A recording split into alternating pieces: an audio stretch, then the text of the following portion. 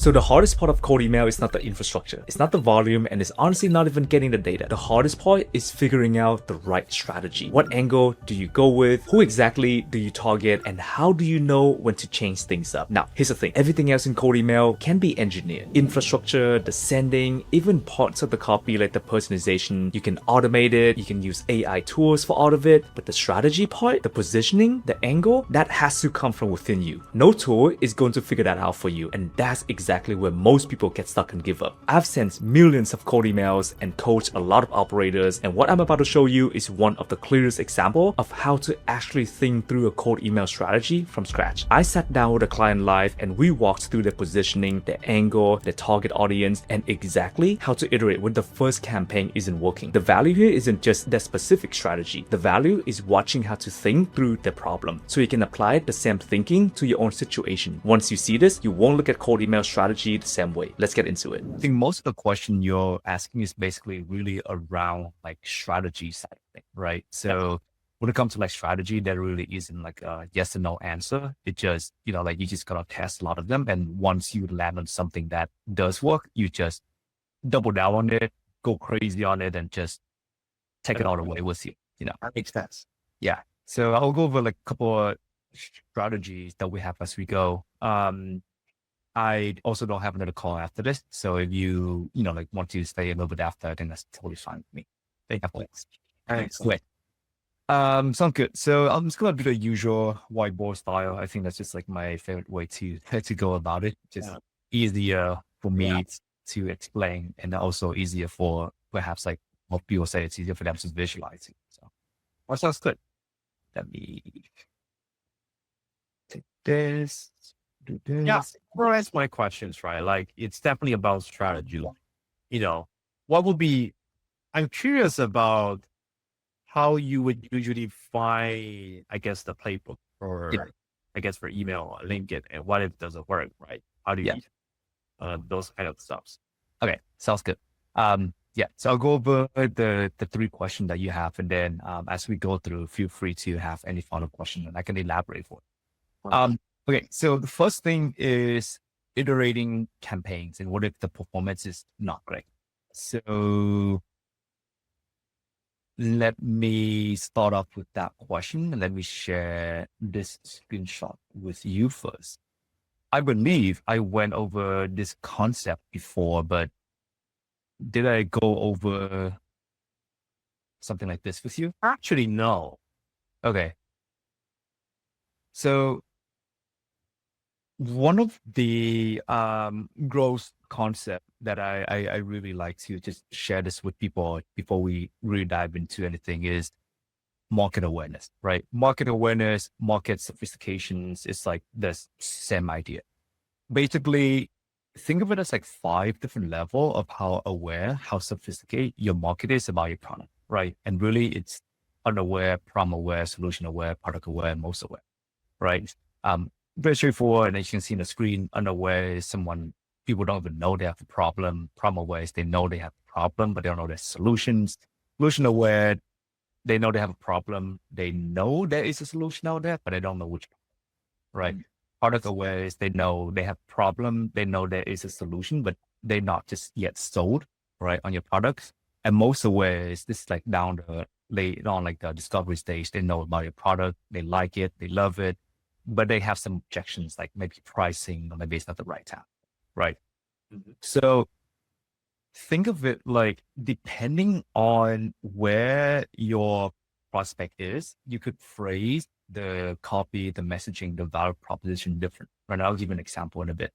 The one thing to keep in mind is you cannot really generalize the whole market, right? So not the whole market is going to be problem aware. Not the whole market is going to be solution aware, but a good chunk amount of your market is going to be unaware. A good chunk amount of your market is going to be problem aware, and so on and so forth, right?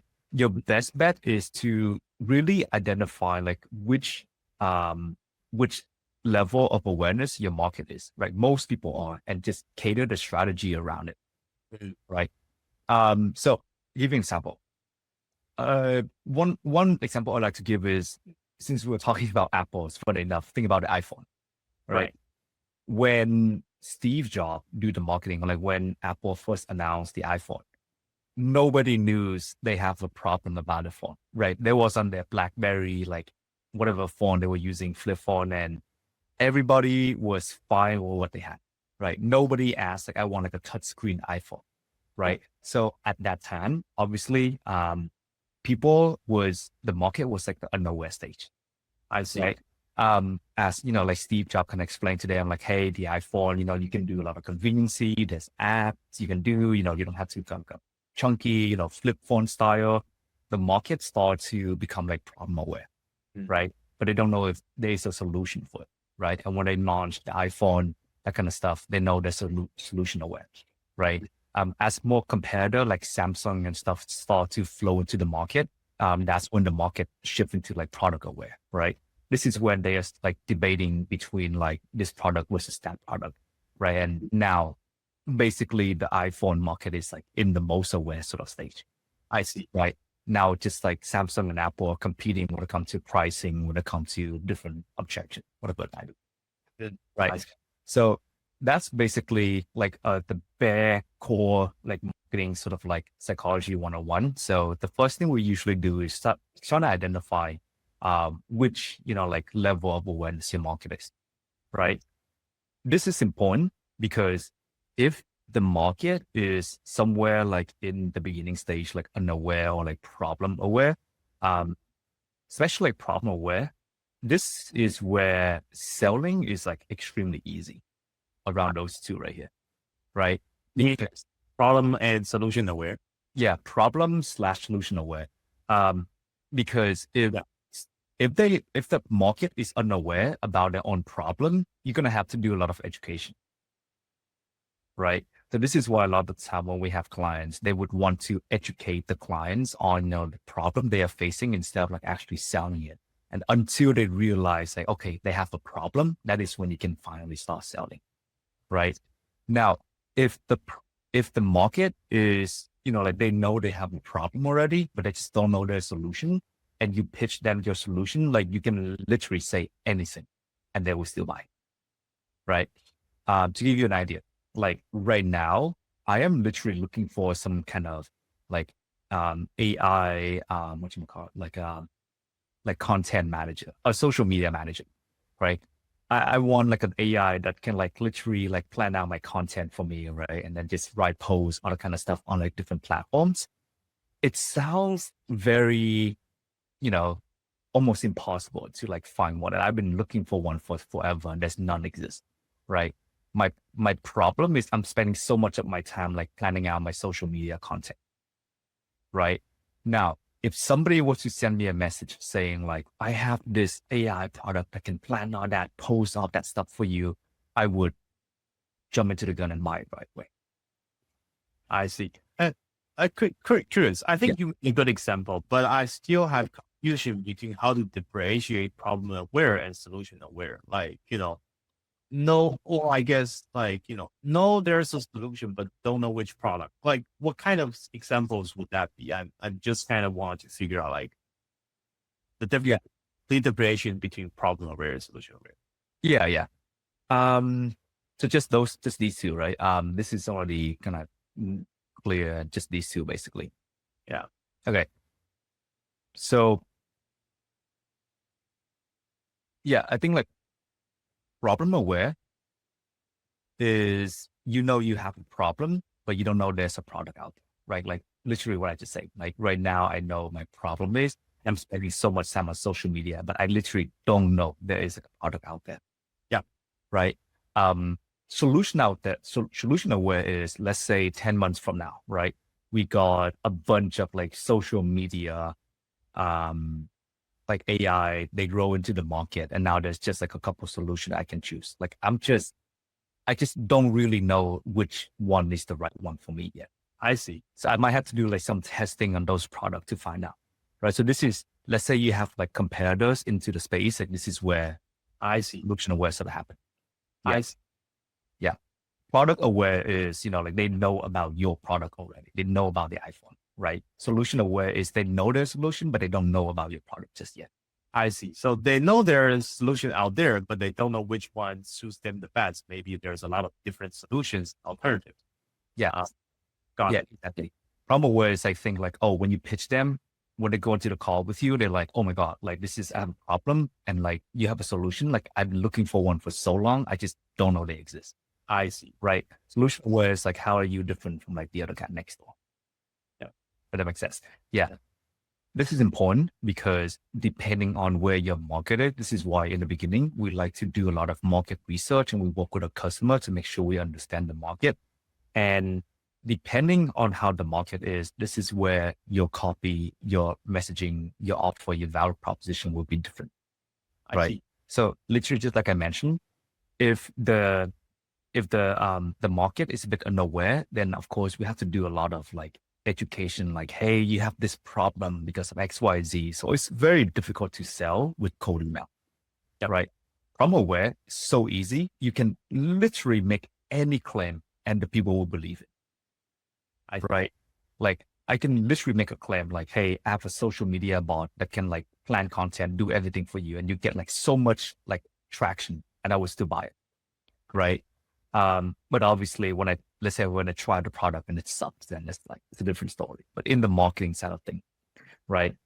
Very important, but most of the product is in the solution aware, right? This is where you might have to showcase maybe like your proof, like your case studies, right? Things like maybe like some sort of guarantee, maybe some sort of like, like if it doesn't work, you don't have to pay me. You only pay after like a certain trial, blah, blah, right? So if the market is leaning toward like the latter, then you might have to like add more stuff on top of your offer just to make sure you really stand out from a competitor. I see. Does that make sense? Yeah. Yeah. So this is like the very first concept, right? I usually coach people just to make sure that they understand how the market is to position your product really. I see. Which one do you think it's harder to sell, unaware or solution aware?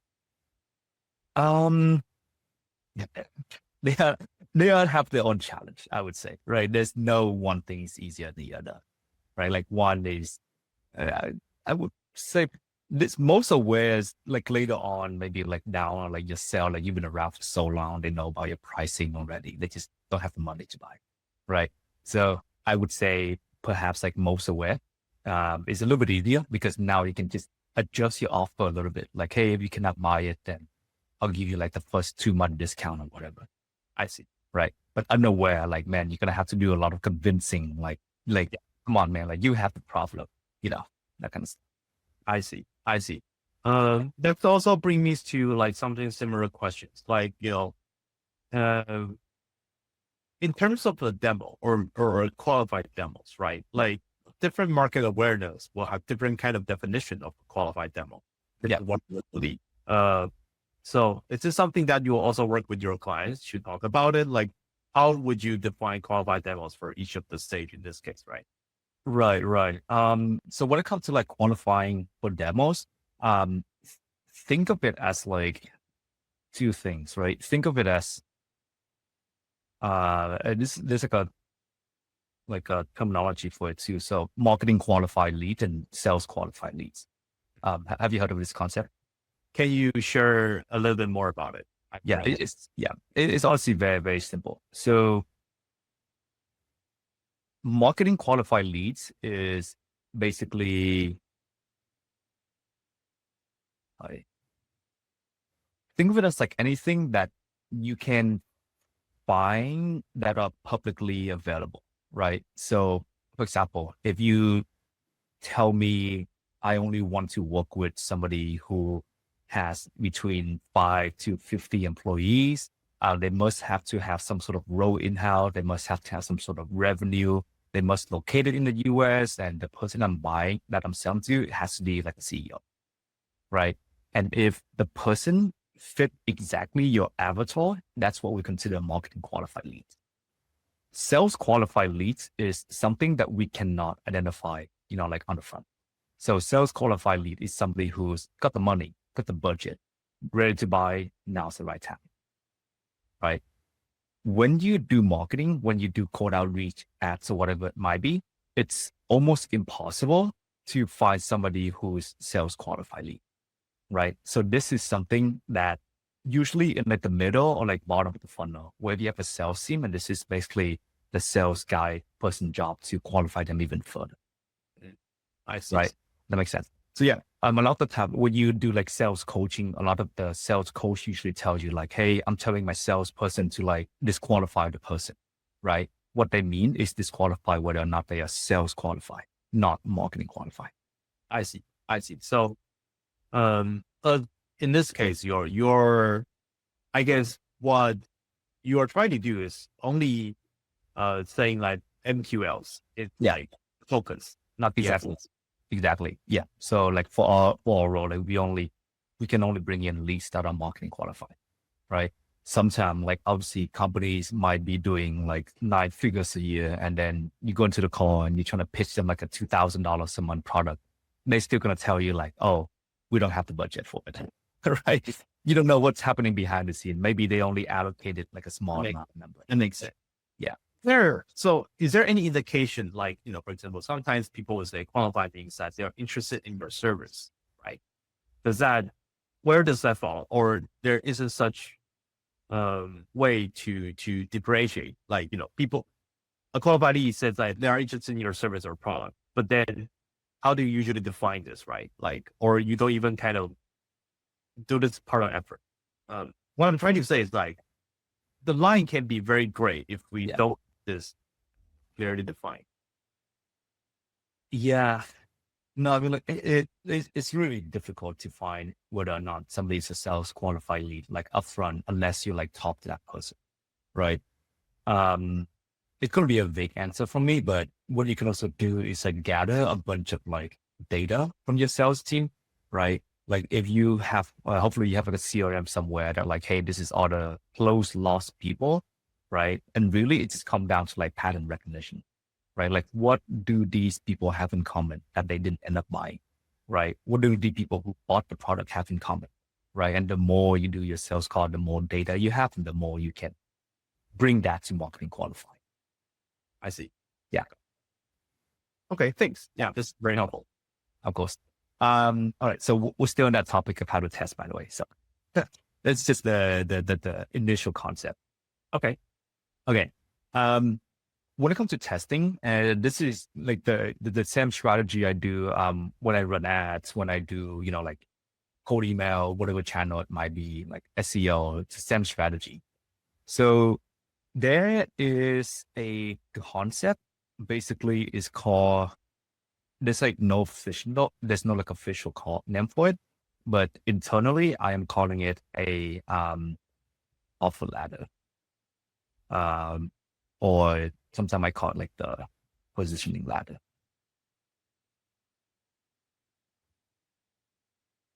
So this is basically the ladder of how you can position your product to see which one resonates more with the market. All right, now I'll walk through it in a bit.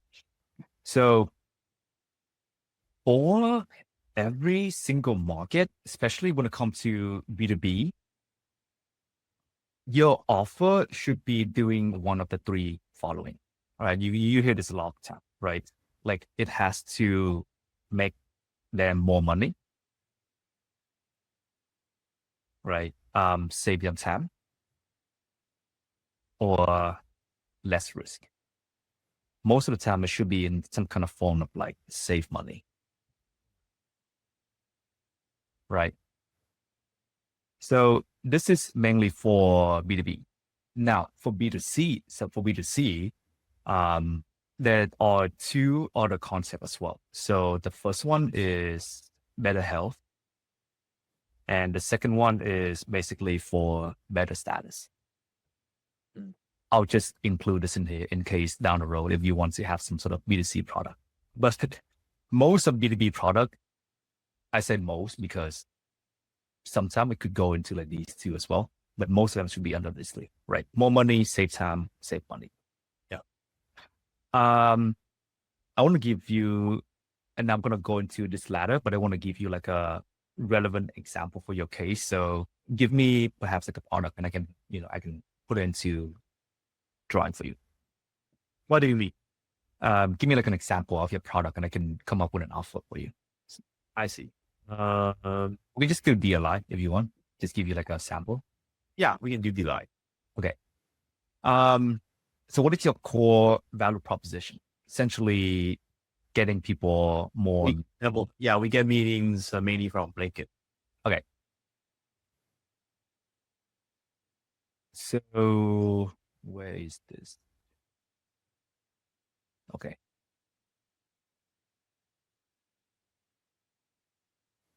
So how the positioning ladder works is basically the higher you go, the less control you can have. So let's say for DLive, right? Your value proposition is more meetings, right? Yep. What is the outcome of more meeting? More money and revenue. Yeah, exactly. More revenue. Before that, let's even take a step further. More client. Yep, that makes sense. Right. And then more clients mean more money. Yep. Right. And I can even get you even one further. More money means more value, not more, but better valuation. Okay. Right. Yeah. So you can kind of understand the concept here, right? You could probably promise somebody more meetings, and that's very easy to do, right? But more meeting, does it mean more clients? Probably not. There's a lot of like uncontrolled factors in there, whether or not, right? The sales teams are good, do they have like good social proof? Are they well known in the space? Blah, blah. True. Right. Same time, same thing. More client doesn't always mean more money, right? There's a lot of different factors. And as always, more revenue doesn't always mean better valuation. True. Right. So basically that's the idea, or like that's the concept of offer positioning, right? For your product, it's leaning very toward to like more money, right? But for a lot of different products, each one of these like step right here, it should be falling under one of these three categories. Yeah. But you're okay, it's just mainly for this. That makes sense. And what less control means, like, you mean like it's further than, I'm just kind of understand what does the less control means here. Less control is basically, I was saying, if more meeting doesn't always mean more clients. Right. You can have more meeting and you can still have the same amount of clients. Right. Like basically that is something your product cannot control.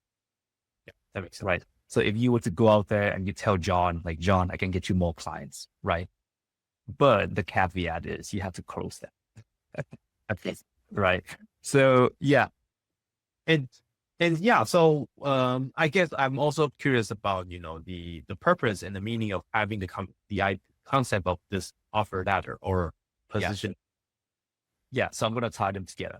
Basically, it's a lot of the time it's like very difficult to find out whether or not like which stage of the market is really. Yeah. Right. You can do a lot of research or you can just test. Right. And this is the part where our team, usually we would map out this is what we call the offers first, right? This is like the core offer, the core reason why people would buy your product, right? Some market, they cares about more meeting. Some markets, they care more about more client. Some cares about more money, right? So depending how you position it, right? So let me give you an example. And this is kind of like what I do. And I think it's very similar to your offer, right? So basically we do cold email. Yeah. Right. Now let's say I have a competitor, like a different agency. Yeah. What they do is very similar, but different, right? So they call themselves like a growth partner, right? A growth partner is basically, and then they call themselves a growth partner, but let's say you look under the hood to see how they operate. They're just another cold email agency, right? But you see how the fact that we different ourselves, like we call ourselves, we are like a cold email agency. Our competitor, they call themselves a growth partner. Yeah. Right. Now, let's say if we were to do a quota email campaign, right? And we say something like, hey man, I can make you more money, right? Most of the time, our market doesn't care. They look at the offer, they look at our website, and they're like, that's very difficult to believe, right? But if we ourselves, when we do cold email campaign, we say, hey man, we are like a cold email agency and I can get you more meetings. The market will react differently. They'll be like, oh, okay, cool. You guys look legit. You got case study. I believe it. I'll buy it. Interesting. My competitor, you see how they position themselves as a growth partner, right? So let's say when they do a cold email concept, they will say something like, hey, I can get you more meetings. Now, the same market, they will look at it and like, why? That's great and all, but aren't you like a growth partner type of agency, right? So if the growth partner, like my competitor, they go out there and be like, hey, I can get you actually better valuation. Like we help company grow, exit with like a huge values, right? They will tend to buy more, right? They're like, okay, cool. So when they start buying, then they look at the hood, just not a cold email agency. They just do a bunch of cold email for, right? So basically it's important because depending on how you position yourself as a product, and depending on how you want like other people to see you, right? Different market will care about one thing or the other. I see. Yeah, if that makes sense. So yeah, the way that we test is the first thing you want to make sure is you want to make sure which one resonate more with your market. Does your market cares about more meeting, or do they care more about more clients, or do they care more about better valuation? I see. Right. So here's something interesting, right? Yeah. Let's, for example, you found that your market cares more about more money or more client. And how would you, change your positioning, for example, right? Is there a way for you to change your positioning, change your copywriting? Like, how do you iterate if you've had that findings? If you find out already, you shouldn't be changing anything at all. Oh, yeah. Like, I think that is so funny because like a lot of the time my team, they have like a go-to-market engineer mindset. They love to test, they love to find new things, right? But I always tell them like, guys, you find something works for the client, like don't change it, right? See if you can optimize for like better result, but you should not be trying to change your positioning and all that kind of stuff. So I guess let me rephrase my problem. So for example, you guys are a cold email agency, and then you don't know. Let's say, for example, your company, you don't know whether or not you should go for more meetings, more clients, or more money. Yeah. So for example, you will try more meetings, no response. Then you'll try more client. Now it responds better. Then you'll add client. Is that what you're saying? Yeah, exactly. So yeah, because we're like having like very similar offer. Yeah, that's exactly what we do. We're going through the exact same market, right? Maybe we send like 500 email talking about this, 500 email talking about this, same thing, right? Same idea, right? And let's say we get 0 response here or 0 interest here. We get, like 100 interest here, like 5, maybe like 50, right? Then we kind of see like, okay, the market, like care most about this, right? We can maybe perhaps do a little bit more testing between this one and this one, right? But this kind of tell me that we should double down on this one instead. Very interesting. Got it. That's very interesting. Yeah. And this ladder is also very interesting. Like, how do you build such a ladder across your clients, right? Seems to be, it may not be too straightforward, right? There's many ways to position company and employee and service. Like, how does that work? It really, you just ask yourself why, right? So we ask the clients like the very first value proposition, like what does your product do, right? And they would say something like, oh, we can book more meetings, right? And then we just sit there and we say, why? Right? A lot of the time, like we just come up with a strategy for the clients, right? Like, oh, more meeting means more client. Like, oh, more clients mean more money, right? Yeah. Why do you want more money? Oh, because better valuation. I see. Yeah. That's good to know. Of course. One other important thing to notice is depending on different market, they might care about different stuff, right? What I mean by that is compare, let's say you're going after software companies and then you go after, let's say, sorry, manufacturing companies, manufacturing industry, I would say, right? A lot of the time, software companies, perhaps they care most about more meeting, more demos, right? But, manufacturing companies, perhaps they cares more about more money, for example, right? So different market, different industry might cares about different stuff. Now, it also apply to the size of the company as well, right? And also the persona, like the job title, right? As you can kind of see, right? If it's a big company, if you're a CEO, perhaps you care more about better valuation. If you're the founder, you're the CEO, right? If you're a chief marketing officer, perhaps you care more about more meeting. If you are a chief operating or like chief revenue officer, perhaps you care more about more money, right? So you see there's like a lot of little details in the market, like your persona, whatever it might be, right? And also company size as well. Right? Let's say you don't have the software companies, but smaller companies, like they care more about more meetings, right? Because they don't have any meetings coming in, right? But let's say bigger company, they say they're doing like literally $billions a year, right? Like, do you think Microsoft cares about more meetings? Probably not, but perhaps they care more about better valuation. Right. Yeah. This is extremely helpful. Yeah. So the point that I'm trying to say is there is going to be an unlimited angle that you can test. Right? So, and this is why teams are like so obsessed with testing, right? Because that like there's so many, right? I just literally broke down like different title cares about different stuff, different industry cares about different stuff, different, I guess, like size of the company in the industry cares about different stuff, right? So the main key takeaway, and I tell my team all the time, is once you find something that works, just stick with it. Like stop testing, right?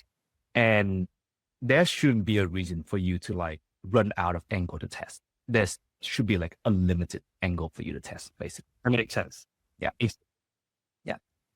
Of course. So now the last thing I want to go over in this topic is essentially our quote unquote testing roadmap, really.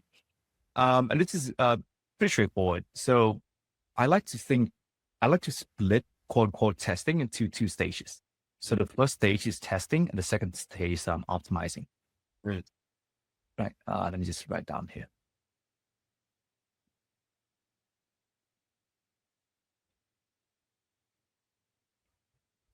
Testing and optimizing. So for testing, what you want to do is see which ICP is your best,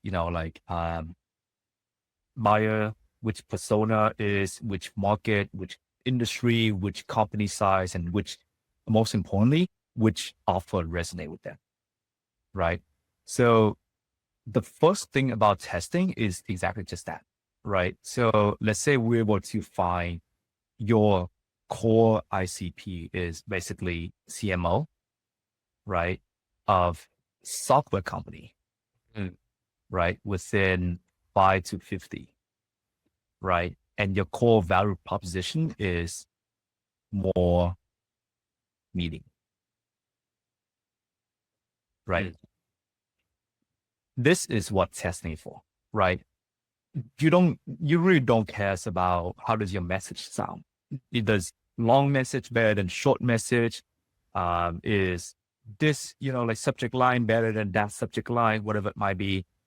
What you want to do is you want to keep everything else the same. And the only thing you're testing is the offer and also your targeting. If that makes sense. Yeah. Right. Because let's say you play around with the message so much, you play around with the subject line so much, and you get one better than the other, it's very difficult to know like why do people care more.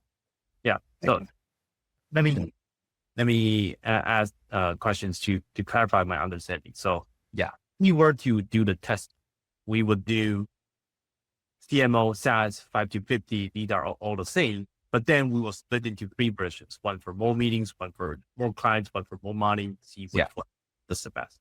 Exactly. I see. Yeah. right? And then you do the same, but instead of CMO, you go after like CEO, for example. I- And you do the same, but except for 5 to 50, you do like 100 to 200, I see. right? A/B testing is only for the copywriting, but within that same group of experiments, other things still always have to be the same. Yeah, exactly. So let's say your subject line is buy now or miss out, right? Yeah. I think if you're a marketer, obviously you know that this is a very horrible subject. Right? But the first stage of testing, if this is going to be your subject line, you're going to make sure that you keep the subject line the same. That makes sense. If you change the subject line and at the same time you change the role title, it's very difficult to see whether or not are they interested because they didn't open the email, or is it because that's actually ICP, right? So that's the reason why it's important to make sure that your copy is very good. It follow all these best practices. Your subject line doesn't scream too salesy, right? Because you don't want that to be the blocker of your marketing, like effort, right? Now, let's say you're able to figure out the right ICP, CMO, the SaaS 50, whatever it might be, more meeting. Essentially, the next step is optimizing. Optimizing is just switching like little thing here and there. So this is the part where we can swap out a subject line, right? You kept the offer, the talking the same, but you only changed the subject line. Or maybe you kept everything the same, but the way you write the message is different, right? Maybe one version that sounds a bit more professional. One version sounds a little bit more casual. One like a very short, one sentence line, that kind of stuff. That makes sense, right? Or you can also optimize the offer as well, right? Maybe something like, hey, free for the first 2 weeks and then pay after, or something like only for 3 months. If it doesn't work out, you get your money back, whatever it might be, right? And then optimize which offer people care more. I see. Yeah. Okay. Interesting. Yeah. This is Also very long. Yeah. But yeah, I think testing is of course going to be very, very important. Yeah. Like once you find something that does work, this is basically product market fit, right? So, like in the software world, people are talking about product market fit like all the time. Yeah. Once you find this, you're golden. Like all you gotta do is double down on the bottom. How granular does it need to be? Single title, single range, or like how does it look? No. How granular does single testing needs to be look like, in your opinion? I don't quite understand the question. Oh, so for example, by granular I mean like am I allowed to do like all the C-level in SaaS 5 to 50 and do the test, or is it better to for a single title, or am I allowed to do only like single range of the size from 5 to 50 to 1 to 200, right? That's also within the experiment. Like how specific and targeted should I need to do for a single campaign here? Yeah. Man, like there isn't really a right answer for that. Sorry, right? That depending on your product, right?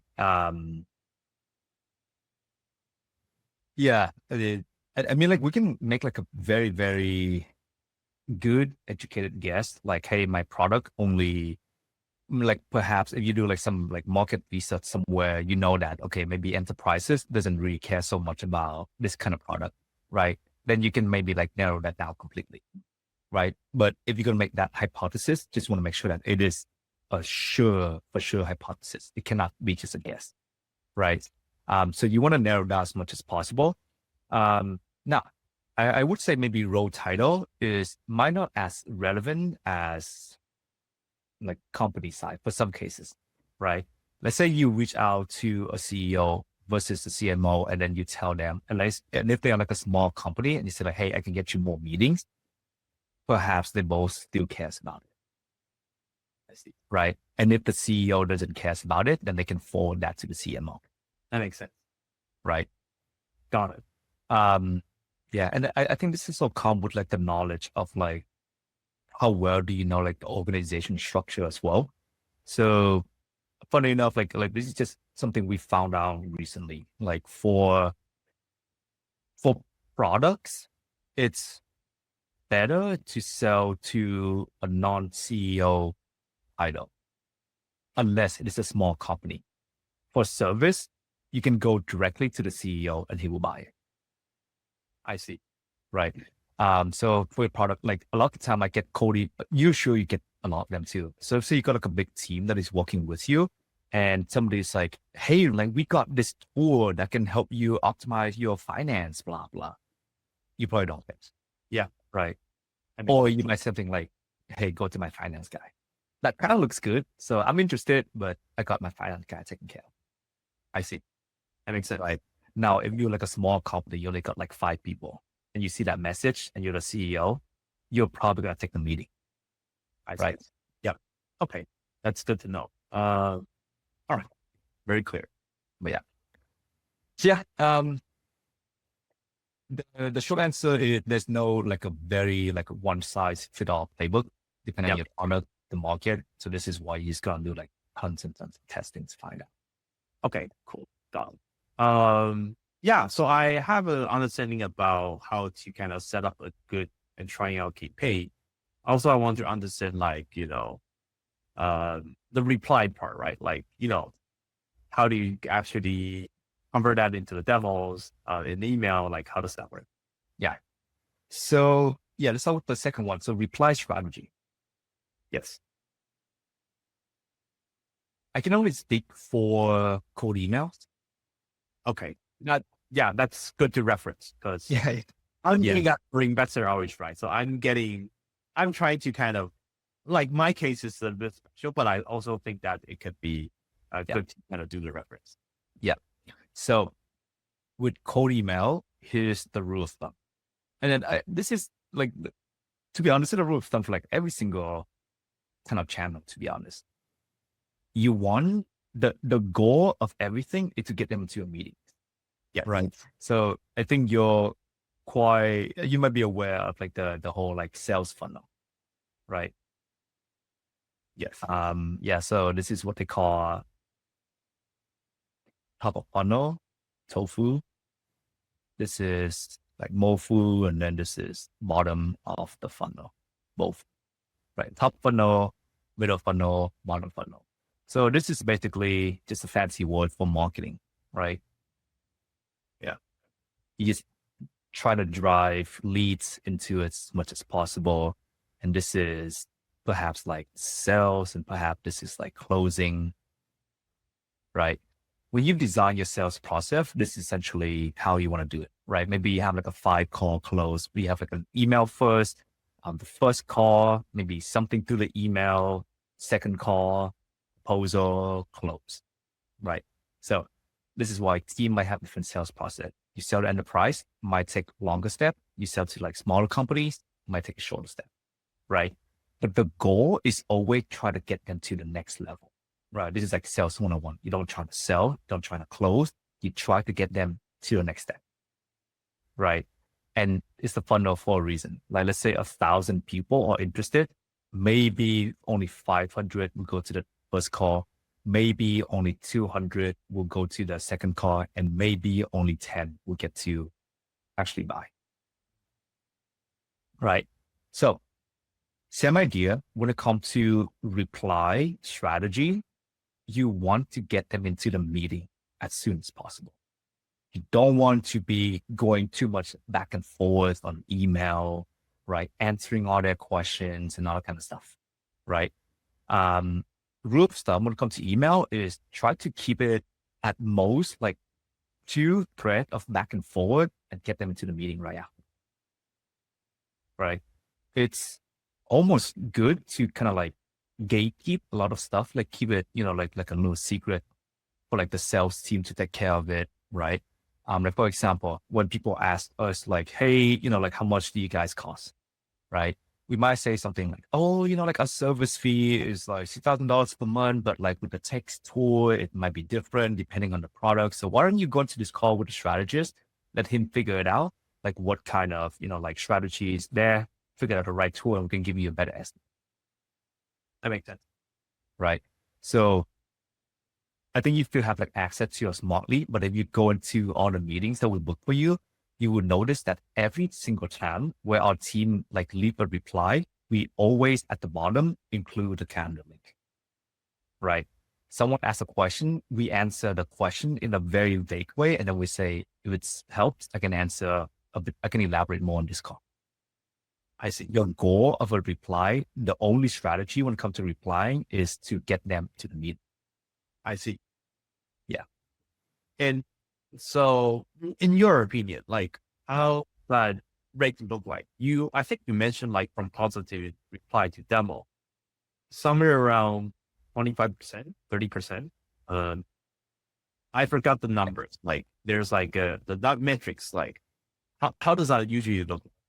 Yeah. So the lead to reply ratio should be somewhere about like 2%. Like you want 2% of people that you reach out to reply to you, right? Reply to positive reply. You want that to be somewhere between like 25%, right? 25% means you have a great winning campaign, right? I would even consider 10 is good, right? If you keep testing and you launch like 200, like campaigns already, and it's all about like 10% reply rates. So 10% positive reply rate, that just means that you just gotta do more volumes. Yeah. And basically from positive reply to meeting, you want to end at least like 40%. I see. I kind of lost track when you said the second part. You said that if we go the campaign around 10%, we're good to go. Is that what you're saying? I forgot. Yeah. So basically if you test campaign number 1, right, and you get 10% positive reply rate, like just the second point. Yep. You try maybe another angle, another ICP, campaign number 2, you get 10% again. And you try maybe like 20 campaign, they all at about 10%. I see. I think this is very good indication that 10% is probably your maximum. I see. Right. And a lot of the time you don't have to keep pushing for like better. You don't have to keep optimizing it. A lot of the time, the answer is just do more volume. I see. Cool. Also, this is a related question. Like, is it reasonable, and does it make sense you burn the ICP list to send the same lead one and another time? Like, how does that re-engagement work? Like, maybe sometimes the lead doesn't have that much of the market for us to test it out, right? Like, for example, how does that? So basically when it comes to retarget, the rule of thumb is after like 2 months, you can retarget that person. Right. Yeah. For this 20 campaigns, for example, we've had test campaign, 10 campaigns. Then we shouldn't, I guess how many people is it reasonable for a single campaign to be, right? Like for it to be significant enough to say, okay, this seems to be working or not. I see. There's no right or wrong again, but I would say perhaps like per angle. When I say angle, I mean like per role title, industry size, and then per value proposition. I would say maybe like 1,000 people would be a good indication. So then, for example, I would see 1,000. Okay. So one angle, 5 to 10K, but then one angle would have 3 variations or 4 variations of the copywriting you're testing, right? So one is a 4K in that case. Yeah, exactly. So let's say you load up all the CMO of all the SaaS company within like 5 to 50 companies, right? You load up that whole campaign. You might end up with like 10,000 people, right? Then with that case, if that's the case, you want to make sure that you at least have, like 5 to like 10, like value propositions, like 5, 10 like different offers, right? Maybe one talk about this, one talk about this, right? And then you run through that 10K list, for a fact that which one the CMO cares. So, and then, so let's say once we run like 10 different campaigns, we find that that's working. That's not working. But we already send engagement to those 8 campaigns already, right? Then we'll have to wait for 2 months to re-engage to those 8K people again. Yeah. 2 months is like a good number. Like obviously if you want the longer, the better. Even if you have to wait for like 1 month, it's still good too. Like one question I'd love to ask everybody is like, do you remember who sent you like the email? Like even 3 days ago, right? Yeah. It's like, unless it's very good that you have to engage, you say something, you compliment, you go into the meeting, or it's very bad that you just get so annoyed, maybe you have a bad day, you curse them out, then you don't remember who sent you a cold email. Yeah. A lot of time, even when you read it, you like, I don't care, you throw it away. You still don't remember, right? So same idea, right? After good ideas like within 2 months, but I could say if the time is too small, you can probably get away with just 1 month, right? It's just when you do it, just make sure you send it from maybe like a different email or different domains, right? And then in Smartly, it's randomized, so you don't have to worry about it. Maybe I think 2 months, because a lot of the time we were able to like optimize the message a lot within the 2 months. We might not be able to find the winning message, the winning angle yet, but at least the message is going to be different the second time we send it to them. I see. Okay. Yeah. Yeah. One big caveat is there's a lot of AI tools nowadays that is starting to detect like, hey, this person sent you like an email like a long time ago, blah, blah. Right. So that is something is not there yet, but like if you're interested, like we'll keeping an eye out on like those sort of like AI tools that can detect it. Yeah. So things might change like in the future with AI. Makes sense. Yeah. Okay. Yeah. Well, this part is also clear to me. The reply strategy makes sense. Yeah. Durations and the campaign strategy. Now I understand what you guys did. Also makes sense to me. Got it. Okay. The last question is how to collect the right and necessary client info in the first place. I think I kind of went over this a few times, but is there anything else in that question that you are still not sure about? I think that is also pretty clear. I mean, like I'm also one of the clients that work with you guys, so I know what kind of information you collected. Yeah. And also I think you kind of answered it well. So, during my experience, like when we're doing LinkedIn outreach, sometimes people they're like in LinkedIn it's slightly different, right? In LinkedIn, you want to build relationship. Also want to move them to the next step, which makes sense. But then the touch point may be longer than email. Email maybe 2 back and forth. Yeah, they sense LinkedIn would be longer. So sometimes people will just ask, like, what's the pricing? Yeah, exactly. Can you tell me more information? And most of the time, and we're kind of stuck on that problem for a very long time. Like, we try to answer very things in details. We also try to send them one pager PDF. Those just work very well. So, and it also has to be going back to our clients. Sometimes we ask them, hey, they respond this, how do we do? What do we do? Right? You guys also that similar things. So, we were struggling about how to do a better reply when they ask for some specific information or like common FAQ. Yeah, that's right. Different channels, of course, like different, like maybe like different style of message, different like nurturing sequence, things like that.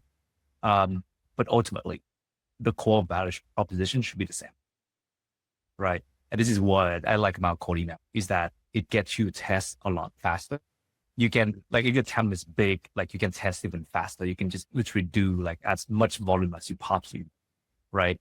Once you find the right value, once you find the right ICP, like this is when you can start running ads. You can do like some other stuff like SEO. You can cater the message, the same thing around like this particular, like ICP, right? Now you're right. The message might be a little bit different, right? Like in cold email, like the first email, you want it to be like straightforward, right? Boom, we do this. This is my offer. Are you interested? Right. For LinkedIn, you might send a connection request and like, hey, like, I'd love to post about it. Like, like you should write more about that topic.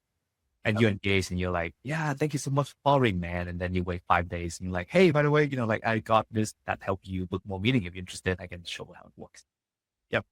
Right. Yep. I think from like an executive or like anybody like perspective, people tend to don't spend a lot of time on email, right? They want to make it quick. They want to get to the point, right? With LinkedIn, it's like the social media. You check when you have like a little bit of downtime. You want to see what's around, you see a message, you might be more interested in like reading the PDF, that kind of stuff, right? With email, it's slightly different. Thing that is the same is this part right here.